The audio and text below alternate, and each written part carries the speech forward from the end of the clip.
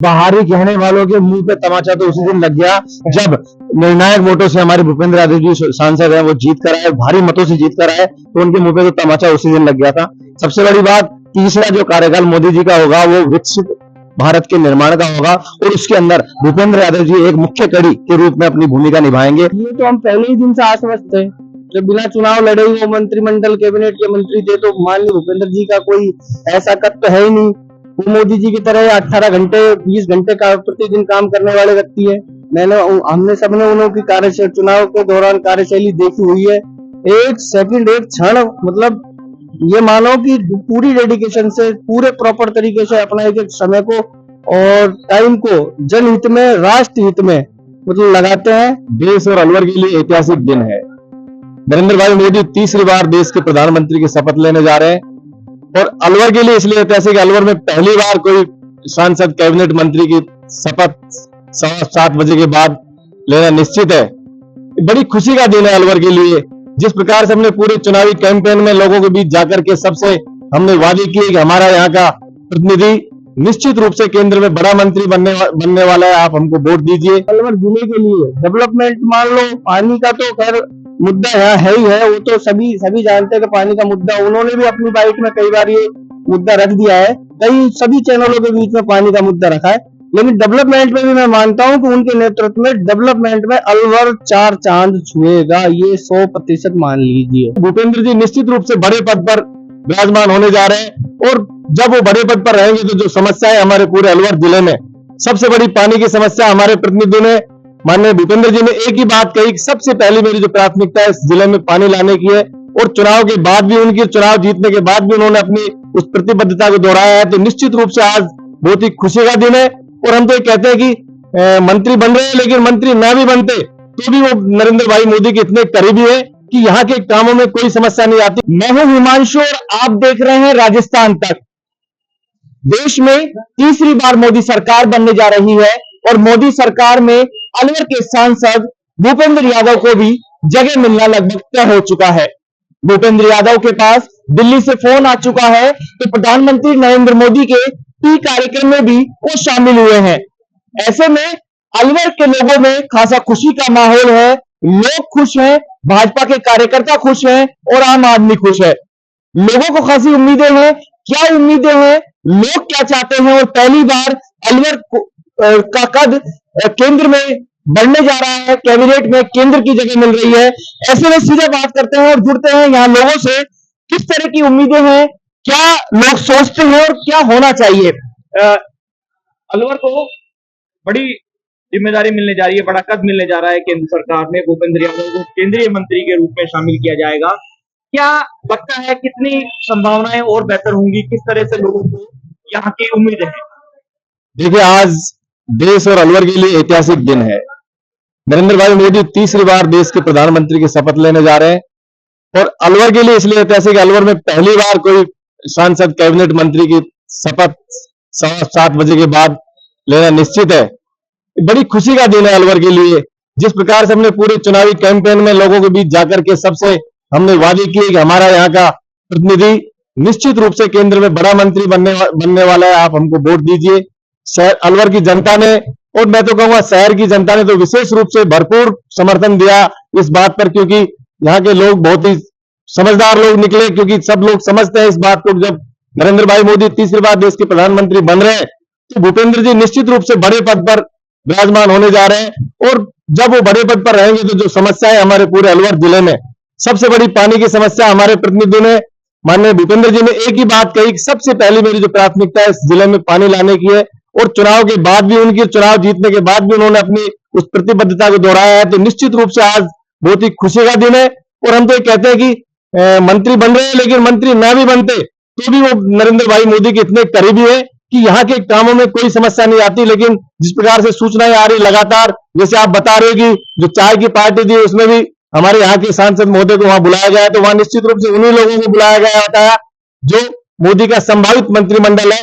तो हम सब बहुत खुश हैं। आज अलवर जिला, अलवर लोकसभा क्षेत्र के प्रत्येक मतदाता, प्रत्येक व्यक्ति खुश है कि हम जो सोचते थे, जो चाहते थे, वो पूरा होने जा रहा है। सोचते थे, चाहते थे। बिल्कुल भूपेंद्र यादव ने चुनाव प्रचार के दौरान पानी जैसे वो मुद्दे उठाए जो यहाँ की जरूरत के मुद्दे थे, और चुनाव जीतने के बाद जब वो अलवर की जनता के बीच आए और हमने उनसे बात की, तो उस समय भी उनका साफ तौर पर कहना था कि पानी का वादा मैंने जनता से किया है, मैं उस वादे को पूरा करूंगा। अब वो वादा कितना पूरा होता है वो बात की बात है। क्या कहेंगे, क्या स्थानीय मुद्दे हैं, क्या ऐसी संभावना है जो लगता है पूरी होनी चाहिए? स्थानीय मुद्दे मुख्य रूप से पानी के लिए, और पानी को लेकर भूपेंद्र जी ने हमारे पूरी जनता को आश्वासन दिया है कि आने वाले समय में जब वो सांसद होंगे, और मैं तो कहूंगा अभी शाम को मंत्री बनने जा रहे हैं, तो ये अलवर के लिए बहुत ही सौभाग्य की बात है कि हमारे यहाँ के जो सांसद है, अलवर के जो सांसद है, केंद्र में बहुत ही ऊंचे ओहदे पर होकर हमारे इस अलवर का विकास करेंगे, पूर्ण रूप से चहुमुखी विकास करेंगे, और पानी की समस्या जो जड़वत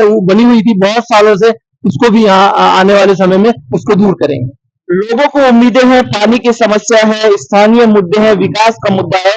युवाओं के हिसाब से देखा जाए तो कितनी संभावना है अलवर, क्योंकि एनसीआर में आता है, किस तरह की बात, क्योंकि भूपेंद्र यादव को शुरुआत में बाहरी कहा गया, अलवर ने बड़ी लीड दी और उसी की बदौलत वो जीत के आए।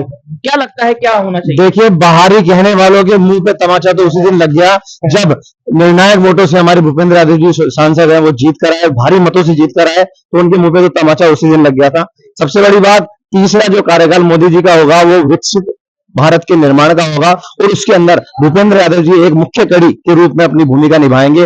और हमारे अलवर का एक विशेष सौभाग्य होगा कि सबसे पहले तो सौभाग्यशाली अलवर वाले तभी थे जब नरेंद्र भाई मोदी ने उन्हें सांसद प्रतिनिधि बनाकर इस शहर के अंदर, इस जिले के अंदर भेजा, और यहाँ की जनता ने अपने भरपूर आशीर्वाद के साथ उनको सबसे बड़ी पंचायत के अंदर जो भेजकर उनका विश्वास बढ़ाया, उनका मान बढ़ाया। उससे निश्चित रूप से अलवर का समूचा जो विकास है वो आने वाले दिनों में संभव है। शाम आते आते जो भी मंत्रिमंडल हमारे सांसद साहब को मिलेगा वो निश्चित रूप से अलवर के लिए बहुत ही गौरव का विषय होगा, और यहाँ की चौमुखी विकास के लिए संभावनाएं क्या है अलवर में, किस तरह की जरूरतें हैं जिनकी लोगों को उम्मीदें हैं कि जब केंद्र में उनका मंत्री रहेगा, उनका सांसद मौजूद रहेंगे, तो क्या उनके काम होने चाहिए? देखिए, मुख्य रूप से जो अभी मेरे से पूर्व वक्ताओं ने भी कहा कि मुख्य यहाँ का जो इस समय की जो है जरूरत है कि अलवर जिला जो है डार्क जोन में जा रहा है।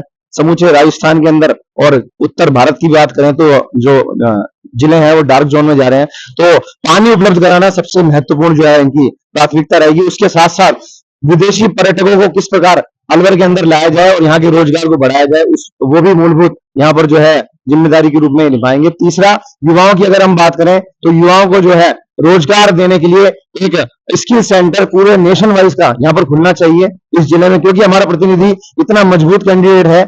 अगर वो इस तरह के स्किल डेवलपमेंट सेंटर इस जिले के अंदर लेके आता है तो निश्चित रूप से अलवर के युवाओं के लिए जो है वो बहुत बड़ी उपलब्धि होगी। बहुत बड़ी उपलब्धि होगी। लोगों में खुशी है, लोग जश्न मना रहे हैं, खुशी मना रहे हैं। आप क्या कहेंगे?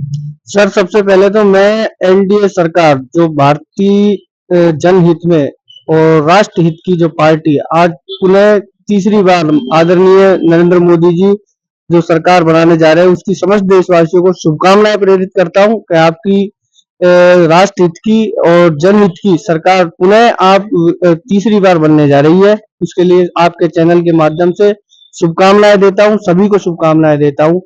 अब बात करते हैं तो मंत्री पद की, तो ये तो हम पहले ही दिन से आश्वस्त थे, जब बिना चुनाव लड़े ही वो मंत्रिमंडल कैबिनेट के मंत्री थे, तो माननीय भूपेंद्र जी का कोई ऐसा कद तो है ही नहीं। वो मोदी जी की तरह 18 घंटे 20 घंटे का प्रतिदिन काम करने वाले व्यक्ति है। हमने सबने उनकी कार्यशैली चुनाव के दौरान कार्यशैली देखी हुई है। एक सेकंड, एक क्षण, मतलब ये मानो कि पूरी डेडिकेशन से, पूरे प्रॉपर तरीके से अपना एक एक समय को और टाइम को जनहित में, राष्ट्र हित में मतलब लगाते हैं।